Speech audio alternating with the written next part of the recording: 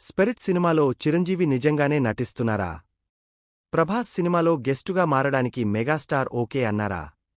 అందులోనూ శంకరవరప్రసాద్ లాంటి industry hit తర్వాత మరొకరి సినిమాలో మెగా అపియరెన్స్ అభిమానులు ఒప్పుకుంటారా? స్పిరిట్లో చిరంజీవి అనే వార్తలో నిజమెంత? సందీప్ కాదన్నాక ఇంకా ఈ రూమర్స్ ఎందుకు? చూద్దామా ఎక్స్క్లూజివ్గా. చిరంజీవి ఈ పేరు చెప్తుంటేనే ఓ వైబ్రేషన్ వస్తుంది. చుట్టూ ఒక ఆరా ఉంటుంది. ఇమేజ్ రీసౌండింగ్ వస్తుంది. 1-2 కాదు, 48 ఏళ్లకు పైగానే ఇండస్ట్రీలో తనకంటూ స్పెషల్ చాప్టర్ రాసుకున్న నటుడు మెగాస్టార్. ఆయనతో సినిమా చేయాలని కలలు గనే దర్శకులు ఎంతోమంది. అలాంటి స్టార్ సపోర్టింగ్ క్యారెక్టర్ చేస్తారంటే నమ్మడం సాధ్యమేనా?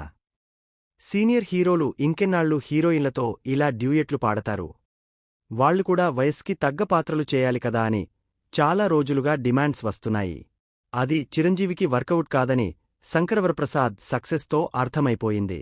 70 ఏళ్లలోనూ చిరును వింటేజ్ పాత్రలో చూడ్డానికే ఆడియన్స్ ఇష్టపడుతున్నారని ఈ విజయమే నిరూపించింది.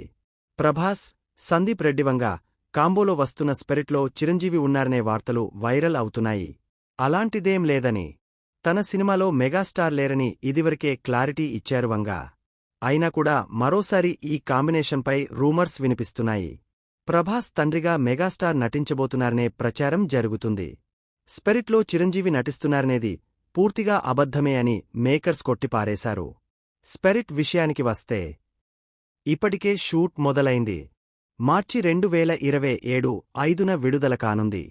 కాకపోతే యానిమల్లో అనిల్ కపూర్ తరహాలో స్పిరిట్లోనూ ఓ క్యారెక్టర్ ఉంటుందని తెలుస్తుంది. మొత్తానికి మెగాస్టార్ ఇన్ స్పిరిట్ అనేది అపోహలే. అందులో ఏమాత్రం నిజం లేదు.